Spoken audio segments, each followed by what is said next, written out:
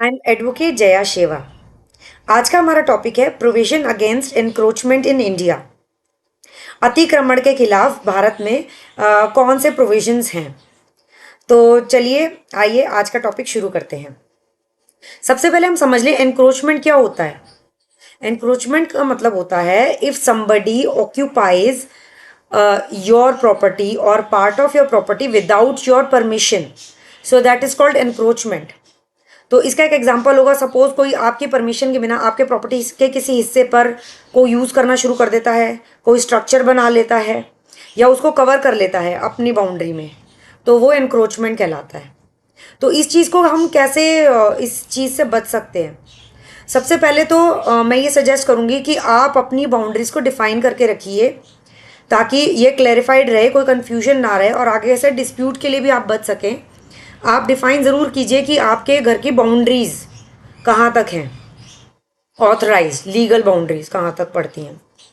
इसके अलावा अगर सपोज़ कोई आपकी बाउंड्रीज़ को इनक्रोच करता है तो आप उनसे आराम से शांति से बात करने की कोशिश कीजिए, उनको समझाइए कि आपकी बाउंड्री में आता है, कृपया करके अपनी जो सामान है या अपना जो स्ट्रक्चर है या अपना जो भी यूज़ है वो उस बाउंड्री के अंतर्गत से हटा लें। ठीक है। इसके अलावा क्योंकि अगर आप शांति से बात कर लेंगे तो आपका एक तो लीगल एक्सपेंस बच जाएगा, स्ट्रेस बच जाएगा, जो लॉन्ग प्रोसीजर है लीगली जानने का उससे आप बच जाएंगे। ठीक है। तो कोशिश करिए कि सबसे पहले आउट ऑफ कोर्ट सेटलमेंट हो जाए। उससे भी पहले कोशिश करिए कि आप अपनी बाउंड्रीज को डिफाइन करके रखिए। इससे क्या होता है, डिस्प्यूट्स अवॉइड हो जाते हैं और कोई कंफ्यूजन नहीं रहती है कि where is your boundary and where is your neighbours और somebody else's boundary. So it is easier for everybody to deal with this kind of situation. ठीक है। चलो अब इसके अलावा हम लीगली कैसे जा सकते हैं। सबसे पहले अगर हम एनक्रोचमेंट के खिलाफ केस डाल रहे हैं तो हमें सबसे पहले अपने घर के सारे कागज़, अपने घर हो, प्रॉपर्टी हो, कोई भी हो, उसके सारे कागज़ रेडी रखने हैं। कौन कौन से कागज़ों की ज़रूरत पड़ सकती है। टाइटल डीड चाहिए हो सकती है, प्रॉपर्टी को खरीदने के जो भी डॉक्यूमेंट्स होते हैं वो चाहिए हो सकते हैं, जैसे कि म्यूटेशन के डॉक्यूमेंट्स होते हैं, रेवेन्यू रिकॉर्ड्स होते हैं। अगर आप विल के कारण ये प्रॉपर्टी आपके पास आई है तो कॉपी, विल की कॉपी ज़रूर रखिए और ओरिजिनल परचेज अग्रीमेंट भी आपके पास होना चाहिए। और इसके अलावा इलेक्ट्रिसिटी बिल हो गए या वाटर बिल्स हो गए, एक्सेट्रा एक्सेट्रा, आप रख सकते हैं as a proof that this property belongs to you and these are the boundaries और this much is the area which is covered under your property. चलो अब आते हैं नेक्स्ट पे कि सपोज अगर आप केस करते भी हैं तो आप फाइल करेंगे परमानेंट और टेम्पररी इंजंक्शन। ठीक है। उसमें क्या होगा, आप कोर्ट से रिक्वेस्ट करेंगे कि ये नेबर जो मेरा है या पर्टिकुलर पर्सन है, इन्होंने मेरा जो डिफाइंड बाउंड्री है, मेरा जो हाउस है उसके ऊपर इन्होंने इनक्रोच किया है, कृपया इनको बोलिए कि यहाँ से अपना सामान या अपना स्ट्रक्चर या इस चीज़ को यूज़ करना बंद करें। ठीक है।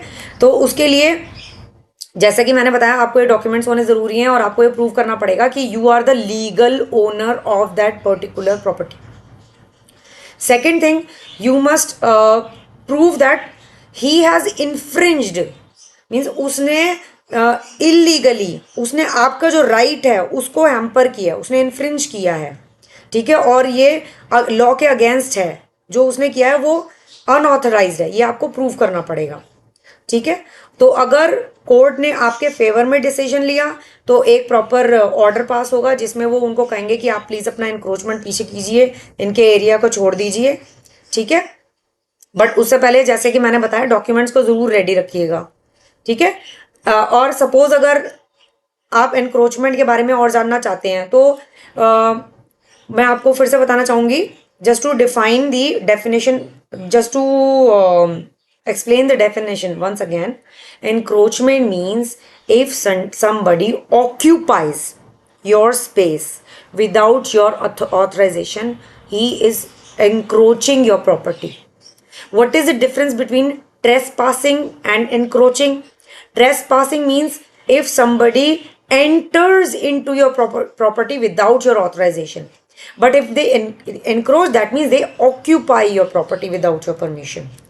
I hope that clarifies it a little bit more. Apart from that, for an instance, if somebody does not obey court's order or if they are encroaching your property, what kind of penalties and punishments are there?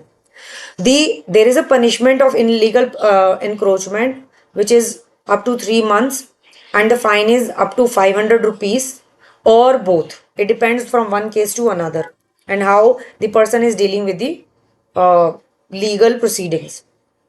Apart from that, in case if your neighbor is encroaching your property, so that is also illegal.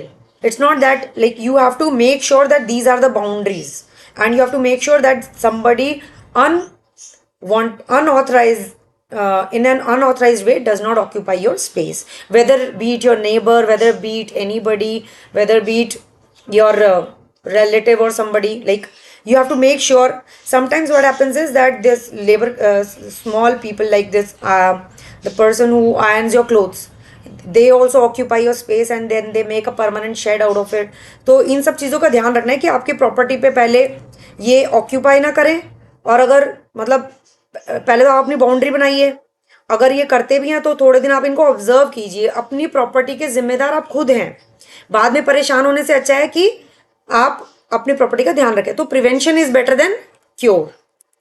चलो, let's move on to the next point. Just in case if somebody is encroaching upon your activity on your property, so you can also claim the compensation or damages. For an instance, if somebody has encroached and it is proved that that they have encroached the property and they have caused a lot of damages to your property, or because of that encroachment the value of your property has diminished, या उसके कारण आपके property पे कुछ नुकसान हुआ है, या उसकी वैल्यू गिर गई है, या आपको इनकन्वीनियंस हुई है, तो आप कॉम्पनसेशन और डैमेजेस भी क्लेम कर सकते हैं। तो आई होप ये वीडियो आपको हेल्पफुल लगा होगा। अगर आपको कोई भी क्वेश्चंस पूछने हैं तो आप प्लीज़ कमेंट बॉक्स में पूछ सकते हैं। अगर आपको लगता है कि ये वीडियो किसी के लिए हेल्पफुल हो सकता है तो प्लीज़ उनके साथ ज़रूर शेयर कीजिए। और अगर आपको मेरे वीडियोस अच्छे लगते हैं तो मेरे चैनल को ज़रूर सब्सक्राइब कीजिए और बेल आइकन को प्रेस करेंगे तो आपको अपडेट आती रहेगी कोई भी नया वीडियो आएगा तो। And thank you so much for your time. Stay healthy, stay safe.